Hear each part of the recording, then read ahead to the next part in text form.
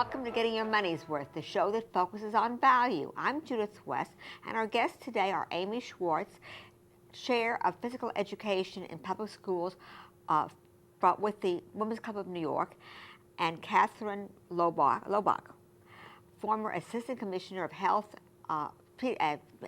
Adolescent Health and Child Health, former Professor at Einstein, and a former pediatrician. Welcome. Thanks for being on the show. You had so many titles, you're right. I had to stop and think about them. Okay, so at least we got the whole pedigree out. Right. Thanks, both of you. You're doing an important thing, Amy, so let's get right to it. First off, briefly, because we only have 12 minutes and I want to get to the heart of the matter. Mm-hmm. Briefly, first off, in a quick summary, what is Women's Club of New York, and why is the Women's Club of New York involved in physical education in the New York City public schools? Okay. The Women's City Club of New York is 95 years old, founded by Eleanor Roosevelt. Oh, wow. It is a multi-issue policy advocacy organization. It's had many achievements in the area of health and public health and education and environment. We have a very active health committee, of which Katie is a chair. And we recognized several years ago that school health was of great importance. And in particular, then we realized where I come into this is I am a board member of the Women's City Club, and I'm a former executive director of the Public Health Association of New York City.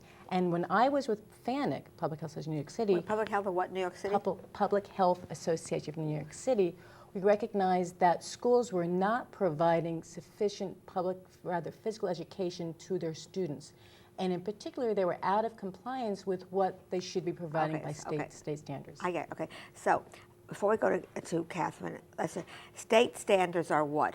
How many hours or whatever? State regulations are pretty much that there are at least 2 periods per week for grades K through 3 of phys ed, or 120 minutes in those grades. Okay. And then as the years go up, they reduce. But still, there has to be a minimum of 120 minutes in the younger grades. Okay, and less per week. Okay, fine. All right. You're an expert on child health, adolescent health. Tell me something. Isn't there a good case for schools to say, okay, we can't give 120 minutes a week to phys ed. We need to focus on those basic skills, reading, writing, arithmetic. Folks are going to complain if we just let kids run around. After all, don't they run around enough anyway when they're home or on the weekends outside? Well, first of all, the physical ed in the schools has always had an important purpose, the fundamental purpose of helping kids grow up with an understanding of doing physical activity, using their bodies and so on, which should be part of education. But in addition to that, it promotes health while they're growing up.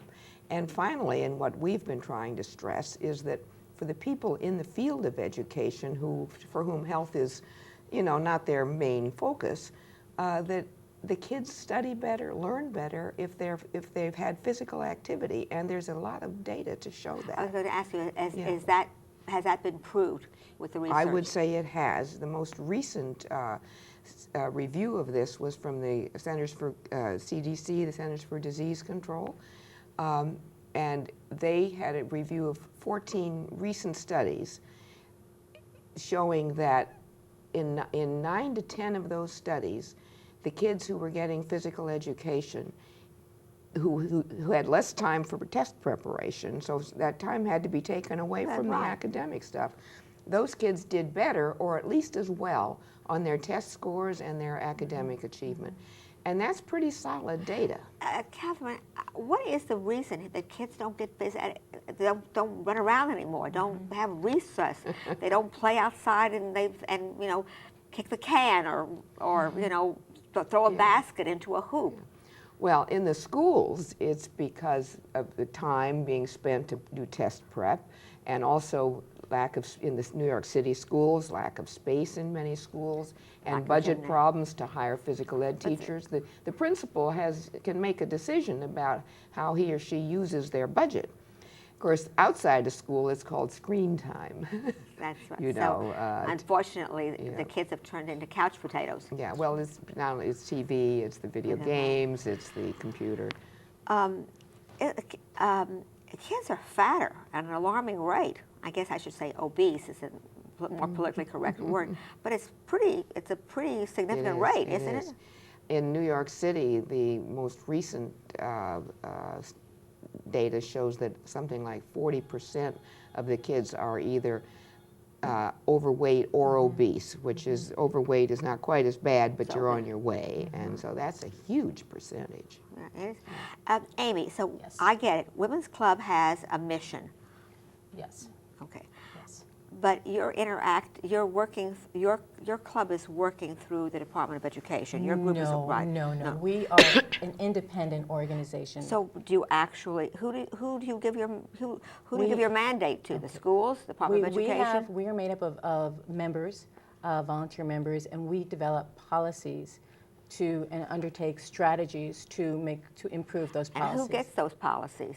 We develop an advocacy agenda, and we then follow that agenda by meeting with government officials, legislators. And in our case, we met most recently with the city controller, John Liu, a year ago. And we mentioned to him, we said we're very concerned that the kids are not getting the mandated. Well, aren't they punished for being out of well, that's what just do you call it. They're that? not. For being They're not out of compliance. Out of compliance. And I that couldn't was think of the word. And our concern was that they were not being punished. They were not being held accountable.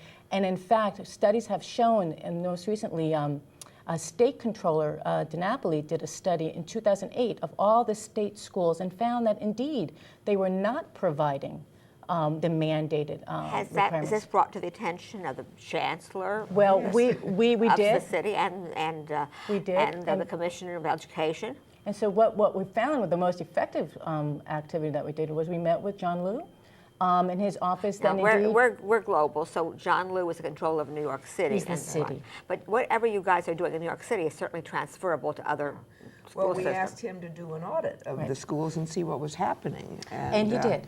And he did. He listened to our recommendations, and he did an audit, which came out in October. He looked at he did a sample of the city schools and concluded that indeed our schools were not providing the mandated phys ed. And in fact, most principals had no idea that there were even regulations.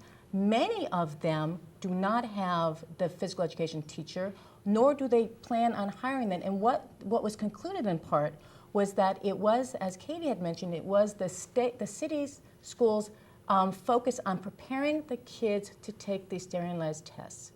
And what principals were doing was deciding to enroll their children in preparatory classes at the exclusion of and instead of phys ed. Yeah, and you know,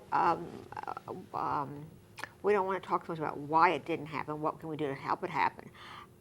The truth is that there probably are folks, taxpayers, parents that say, you know, what do we have to pay for kids to play in school?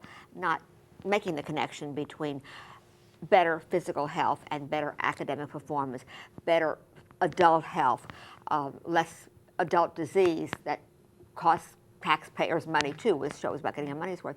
So having said that, what are you doing? Just continuing the advocacy with the controller? How is it that this is going on and it takes the Women's Club of New York to try to bring some attention to it? That's of great concern. Well, we're not stopping our advocacy, obviously. I understand that. And what we would hope is that the Department of Ed is responsive in some ways. I mean, they do realize that the regions, one thing we want to do is get the regions and the State Department of Education to say to the city, you're supposed to do this, now get started doing it. And the first thing the Department of Ed has agreed to do is to make sure that all the principals know the requirements and that they report annually to the degree to which they're fulfilling the requirements. So at least they're raising awareness in the school system. But of course there's more to it than that. Even in new school construction, we're trying to get the city council and others to put in requirements that when a new school is being built, they make enough room to have a gym or a physical ed place. So it's a large project. It's a big picture, but it certainly is a worthwhile picture. Absolutely. And, I should say I read about your group in the Times. I said, well, why shouldn't you teach math and reading instead? And it's true that the basic skills are very necessary. But from what you say and what you say, Katherine, the research shows this stimulates not only the minds of the students, but also I would think would have some difference in the attitude of learning. Absolutely, yeah. I mean, they can concentrate better. I mean, 120 minutes a week is not a lot. Studies have also shown that kids that receive more physical education have a higher degree of graduating. So if we want to have children graduate at higher rates than they currently are, if we want our kids to go on to college, to be productive citizens, part of the workforce, it makes sense to, at the very minimum, hold the schools accountable to the very minimum For schools that do regulations. not have gyms, elementary schools, we'll say, or even medical, what do you want to do? I mean, there's such a thing as playgrounds. What do you want? In a word, what do you want the principals to? What do you suggest they do? Well, there's some creative things. Some principals have found a local health club that'll give them some time to put their kids in. I was on the board of a charter school, and we made an arrangement with one of the YMCA's. Yeah, exactly. And they gave us a space pro bono, actually, Yeah, the charter school. absolutely, They yeah. didn't even charge for it. And then, of course, even the outdoors. What is it that one of the principals who does do this said something like, kids don't mind getting cold, you know. They don't even mind getting hot either. Right, they run around and play. Yeah. Another issue with that concerns the schools that have, the buildings that have multiple schools. Yes. And they have multi-purpose spaces that many schools use for auditoriums, for gyms, and as an aside, a lot of schools use hallways and are very innovative and creative. But for the schools that have, the buildings that have multi-schools, that's a real hardship to share that little limited space between the schools. Well, it's spaces about, but like you said, the creative mind. The other thing is, we have a plethora of talent in the city and in this country right now that's retired or unemployed. I could see that there would be a very good arena here to encourage volunteerism. Well, and it doesn't even have to be the whole group at one time. After all, kids, it could be 10 kids at one time in a hallway or something. Now, one of the things that's been important is that the old-fashioned physical ed left some kids cold. They weren't interested. And you said, the parents say, why even bother with it? Right. Modern physical ed and well-trained physical ed teachers are more interested in getting kids involved in a way that'll last after they leave school. Moving around. And one member of our task force is involved with an organization called PEP, Physical Ed Plus, and that has volunteers who are trained, who know about how to teach good phys ed, who are trying to work with the schools and go in and maybe help. even teach other. Yeah. And there might be a bonus here to teach other volunteers who also would be getting some phys ed along the way. Yeah. Anyway, thank you both very much. I think you're doing very important work. I'm happy that you came on the show, and anything we can do to help in that arena, I'd be happy to do so. Okay. Thanks for being on the show. Thanks for asking us. Yeah. I'm Judith West. You're watching Getting Your Money's Worth. Thank you for watching.